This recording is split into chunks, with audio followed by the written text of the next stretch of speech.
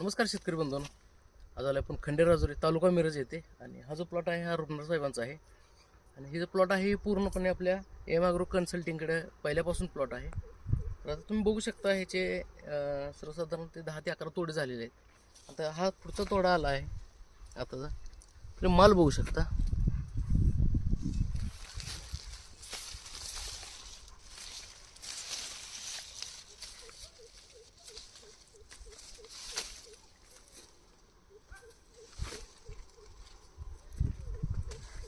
तर अशा पद्धतीनं हा पूर्णपणे प्लॉट आहे. तर तुम्ही कोणतंही जर झाड बघितलं तर ह्याच्यावर मालाचा हे सेटिंग आहे अशा पद्धतीनं.